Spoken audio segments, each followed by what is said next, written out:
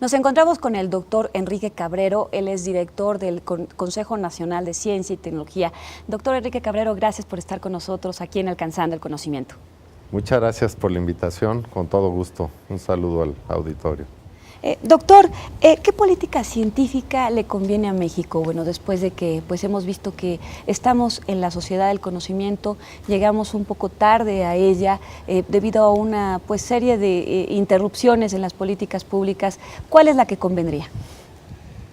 Bueno, yo creo que en México tenemos los ingredientes para una inmersión, digamos, en lo que es la sociedad y la economía del conocimiento. Tenemos grupos científicos de muy buen nivel, tenemos instituciones de una gran calidad, tenemos buenos laboratorios, buen equipamiento, cierta presencia internacional, sin duda alguna, en el ámbito científico. Tenemos grupos tecnológicos de muy buen nivel, muy bien formados, algunos a nivel nacional, otros en el extranjero.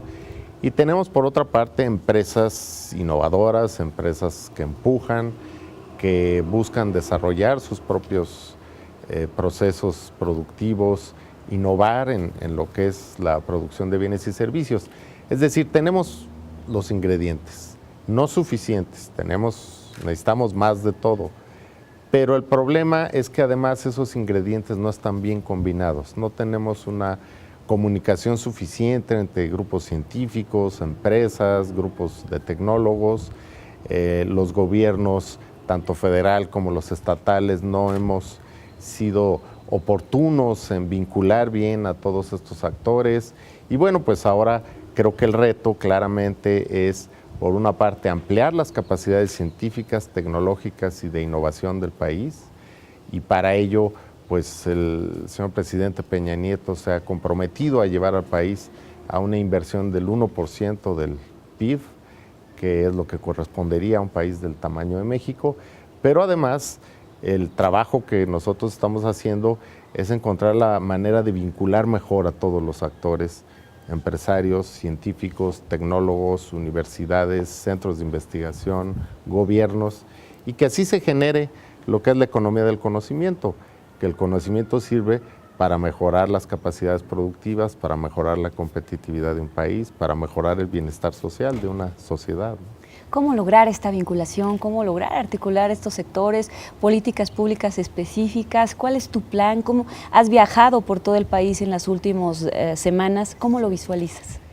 Bueno, sí, yo creo que ha sido muy ilustrativo revisar pues más o menos cuál es el estado de los grupos de investigación y de muchos de los centros de investigación del país y grupos de trabajo. Eso nos ha permitido entender que, por una parte, que en algunos lados, la buena noticia, en algunos grupos, en algunas instituciones, la vinculación que se está haciendo ya con el sector social, con el sector productivo, es verdaderamente admirable, ¿no? Incluso, por ejemplo, ¿en dónde? Por ejemplo, el Centro de La Paz, Baja California Sur, que es uno de los centros del CONACYT, el CIPNOR, donde se hace investigación de biología, biotecnología marina, ¿sí? Y donde tenemos ya que el centro, además de haber desarrollado esta investigación durante un buen tiempo, ahora ya tiene un parque para que empresas de alto valor agregado y de alto valor tecnológico se están incorporando al mismo parque, adentro del centro de investigación, en interacción con los investigadores y con los tecnólogos se están diseñando los mejores productos, el tipo de alga que necesita un camarón para alimentarse mejor y que esto evite los efectos sobre el colesterol en el humano, por decir uno de muchos proyectos. Y esto en una vinculación muy fluida. Yo creo que ese es el tipo de proyectos que estamos trabajando en algunos centros de investigación y es una muy buena noticia. Sin embargo, bueno, pues casi en todos los centros de investigación y las universidades el problema es que no se conocen suficiente con el sector productivo. No hay lazos comunicantes, no se hablan los mismos lenguajes. Yo como director del CONACYT lo veo, me reúno con un grupo de empresarios, el lenguaje, los referentes, las ideas son unas, me reúno con un grupo de científicos y es otro mundo, otro universo, ¿no? Sí. ¿Qué vas a hacer para ello? Mira, tenemos 3 ejes de trabajo, ¿no? Uno es la mejor articulación posible entre todos estos actores. Una política pública es cuando un conjunto de actores de la sociedad, del gobierno, de los grupos empresariales, orientan conjuntamente sus acciones para generar un beneficio, un bien común para la sociedad y para resolver problemas públicos que todos los resentimos. Entonces, en México tenemos los ingredientes para la política científica y tecnológica, pero no podríamos decir que estamos funcionando todavía en una red que coopera hacia una misma finalidad. Los grupos científicos ven con desconfianza a los otros actores igual. Necesitamos entonces articular a todos estos actores con programas que los obliguen y que los induzcan a cooperar más. Por ejemplo, ya actualmente CONACYT ofrece un programa de estímulos a la innovación para empresas. Entonces, empresas que tienen alguna idea innovadora y que se vinculan con un centro de investigación solicitan estos apoyos. Y hemos tenido resultados interesantes. Es un programa que hay que mejorar mucho, pero sin duda alguna es un resultado interesante. Tenemos posgrados que se llevan a cabo adentro de las empresas, en la industria, donde entonces los estudiantes pues realmente están día con día empapándose de la problemática de la empresa y de la industria, y esto pues también está facilitando la vinculación, más allá de algunos centros de investigación que están muy expresamente diseñados para alguna industria, por ejemplo la industria aeronáutica en la región de Querétaro. Ya se está echando a andar un laboratorio de materiales para la industria de la aviación, donde las empresas junto con los investigadores van a estar colaborando en la certificación de materiales de alta manufactura para poder entonces así integrar mejor a los grupos de investigación con la industria. Son ese tipo de experiencias. Ya tenemos varias experiencias en el país, esto ha venido pasando desde hace algunos años, pero han sido pues experiencias aisladas. Lo que necesitamos es copiar de estas experiencias exitosas lo mejor y poder entonces efectivamente facilitar que el conjunto de los centros de investigación y de las empresas pueda entonces estarse vinculando y vea los beneficios inmediatos de esta vinculación. ¿Tú crees que podríamos ser, por ejemplo, muchos hablan del caso de Corea del Sur, ¿no? Corea del Sur, que hace 30 años estaba igual que México y que se volvió un país con vocaciones. ¿Tú crees que seamos un país con vocaciones en ciencia, tecnología e innovación? Sí. Sí somos un país con vocaciones, hay que descubrirlas, algunas de ellas. El caso de Corea, como bien dices, hace 30 años yo diría no solo estaba igual que México, estaba en casi todos los indicadores por abajo de México, y hoy en día Corea tiene mejor nivel de ingreso per cápita, mejores niveles de competitividad, una presencia mayor en la economía mundial. ¿Cómo lo lograron? Bueno, con una sistemática inversión en ciencia, tecnología e innovación. ¿Cómo haremos en México? Bueno, estamos trabajando los mapas de capacidades científicas y tecnológicas en cada región del país. ¿Cuál es el perfil que la economía y los grupos científicos y de tecnología nos permite pensar para generar los nodos de esta economía del conocimiento? Claramente en los estados del norte del país, todo lo que es el desarrollo de las ingenierías, de las nanociencias y las nanotecnologías está en una capacidad de irse vinculando cada vez más al sector empresarial y que esto nos permita tener una presencia en el ámbito internacional. En el centro del país, pues también esas capacidades, pero también está todo lo que es la biotecnología agrícola en el centro y el sur del país, la biotecnología agrícola, las capacidades de generar sistemas alternativos de energías renovables. Estamos realmente en el proceso de ver cuáles son nuestras capacidades por cada una de las regiones.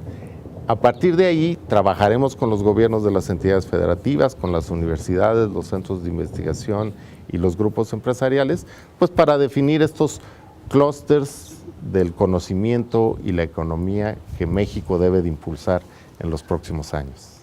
En este caso, ¿en qué consistirían las políticas públicas segmentadas? ¿En eso exactamente? Exactamente en eso, en que, digamos, estamos lejos, y más en este sector que en otros, de pensar en políticas públicas que son uniformes y que en todas las regiones y entidades del país deberán de aplicarse de la misma manera. Eso es muy lejano a nuestra forma de ver el tema. Nosotros estamos insistiendo en la idea de un federalismo asimétrico, donde las capacidades de una entidad son unas y las de otra entidad son otras, y tenemos entonces que potenciar mejor las capacidades de cada una de las entidades, sus recursos científicos y tecnológicos ya instalados, y atraer entonces a las empresas que, vinculados a esos grupos científicos, nos generen estos nodos, como decía, de economía del conocimiento. Cuando en México logremos arrancar de una manera más consistente, más sistemática, esto en varias entidades del país, pues realmente estaríamos en condiciones de echar a andar una nueva dinámica en torno al conocimiento en el país. Eso es, digamos, la preocupación de las comunidades científicas. Hay un muy buen ánimo, yo diría. Los grupos empresariales también están muy conscientes que Hay una pregunta, la empresa de pronto no invierte mucho, no quiere hacer nuevas tecnologías. ¿Cómo convencerla? Bueno, yo creo que es una cosa de inventar instrumentos de política pública. Se ha hablado ya no solo de programas de ayuda a la innovación, como el que yo te mencionaba, se ha discutido la idea de estímulos fiscales. Creo que tenemos que revisar un poco el repertorio de instrumentos de políticas públicas que en México ya han funcionado algunos y que tenemos que restablecerlos, y en otros países se han utilizado otros instrumentos para activar a los grupos empresariales, a los grupos privados. Pero yo creo que hay un gran potencial, hay un convencimiento de los grupos empresariales de que la competencia en el mundo está determinada por la capacidad de generar nuevos procedimientos y la capacidad de innovar.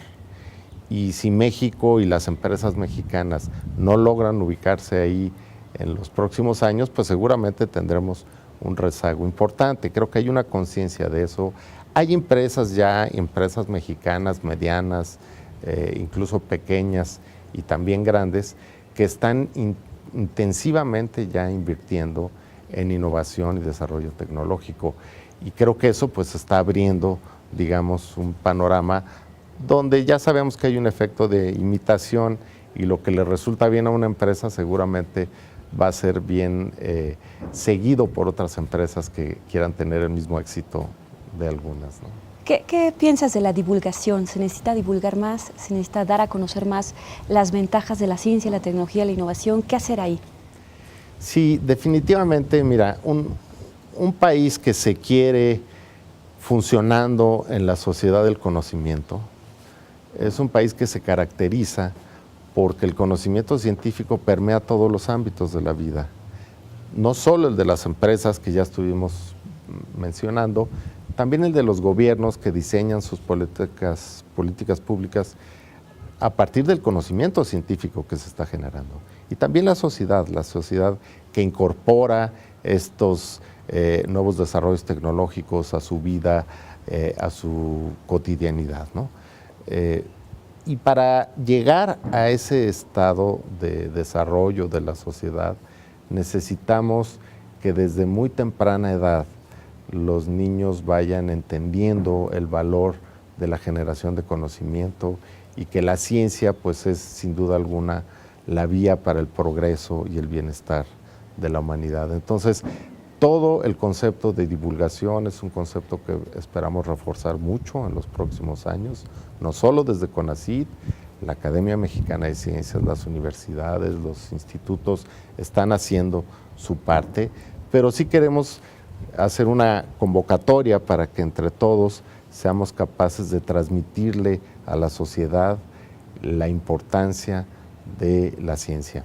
Y de no hacerlo así, pues vamos a mantenernos siendo un país bastante creyente en supersticiones, y todo esto pues habla más de una sociedad todavía precaria. Necesitamos impulsar eso en la nueva etapa de nuestra sociedad. Un par de preguntas más y ya nos vamos. Nada más, ustedes hicieron el año pasado en CONACYT una convocatoria de proyectos de medios, para divulgar la ciencia. ¿Ustedes creen en eso? ¿Seguirán haciendo eso? Totalmente, vamos a insistir en eso. De hecho, ahora estamos haciendo una asignación a cada entidad federativa de recursos mayores de los que habíamos dado en ocasiones anteriores para que se lleven a cabo proyectos de divulgación científica en cada uno de los rincones, digamos, del país. Pero además de eso, vamos a seguir con convocatorias. Necesitamos ser muy imaginativos, muy innovadores. Sabemos que los museos y todo esto, los museos científicos han tenido un buen resultado, pero necesitamos también que en algunas regiones del país donde es difícil que se llegue a estos museos, se tenga acceso, tengamos otra manera de contribuir con la sociedad y con insisto, con los niños para cautivarlos con el tema científico. Yo creo que estamos todavía lejos de los países donde en las encuestas de valores a quien más respeta a la sociedad es a los científicos y todo aquello que tiene que ver con la ciencia, y en quien más confía la sociedad es en lo científico. En México todavía estamos lejos de eso, pero poco a poco vamos a tener que ir posicionando el tema. Creo que está en la voluntad de mucha gente y seguramente esto nos va a permitir avanzar en esa dirección. ¿Tú como científico crees que podamos cambiar el pensamiento mágico y aceptar al científico? Tenemos que hacerlo, sí creo, sí, yo soy científico social, como sabes, y pues me interesa mucho estas encuestas de percepciones, más allá de la realidad y de los hechos y de la verdad, pues nos movemos por percepciones, la sociedad se mueve por percepciones. Entonces tenemos que ir imponiendo una percepción diferente de la sociedad frente al conocimiento. Qué bueno que tengan sus creencias, eso es parte del ser humano, tener creencias religiosas, en fin, pero más allá de eso tenemos que creer en la ciencia, tenemos que creer en el rigor de un tratamiento médico, tenemos que creer en la necesidad de cuidar nuestra salud, nuestro organismo, nuestro medio ambiente. Y creo que hemos hecho avances interesantes, sin duda, pero estoy convencido que la sociedad mexicana está empezando a transformarse y que la sociedad del conocimiento es lo único que nos va a poder dar la luz para esa transformación. ¿Tu opinión de la sociedad del conocimiento desde tu perspectiva de científico hacia el mundo? Creo que la humanidad se está transformando profundamente. Es muy claro que lo que antes era una gran distancia entre un descubrimiento científico y un cambio en la vida de la humanidad se ha venido acortando. Hay descubrimientos científicos que se están haciendo en este momento, mientras tú y yo platicamos, y que en un año lo podemos ver transformado en aplicaciones para nuestra computadora, para nuestro automóvil, para nuestro medio de transporte, para un medicamento, en fin. Esos periodos que se ha acortado nos permiten que la ciencia sea cada vez más útil a la humanidad y a la vez que la humanidad cada vez requiera más cosas de la ciencia. Yo creo que esta, sin duda alguna, es una de las soluciones más importantes. Tan es así que, a diferencia del periodo industrializado, donde las desigualdades se agudizan porque hay una concentración de activos, el conocimiento no es un activo que se puedan apropiar algunos individuos. Claro que mientras más formación tienes, pues tienes más conocimiento, pero el conocimiento se está difundiendo cada vez de una forma más abierta y esto va a permitir que la desigualdad se vaya disminuyendo. Realmente creo yo que sin duda la sociedad del conocimiento ofrece niveles de bienestar y de progreso y de igualdad social mayores de los que ofrecieron otros periodos del desarrollo de la humanidad. ¿Cómo te despides de la audiencia de Alcanzando el Conocimiento? Pues un saludo a toda la audiencia, felicidades por este esfuerzo que ha venido haciendo el programa, ¿no? Creo que es muy importante que todos estemos conscientes de que se está abriendo una ventana de oportunidad en el país. Lo digo claro porque hay una voluntad del gobierno federal, pero no solo por eso. La sociedad quiere transformarse, los diversos grupos empresarios, gubernamentales y sociales diversos están convencidos de que la solución a nuestros problemas está aquí, está a la mano, y que son grandes los retos, grandes los desafíos, pero estamos seguros que podemos avanzar en ello. Queremos hacer un llamado, una convocatoria a todo el auditorio y a toda la población del país a que aprovechemos esta ventana de oportunidad. Podemos avanzar muy rápido, podemos llegar a niveles de bienestar mucho mayores de los que tenemos ahora como sociedad, pero tenemos que confiar, eso sí, en que el esfuerzo científico es una inversión que vale la pena, ¿no? Gracias. Gracias a ustedes y un saludo, ¿eh?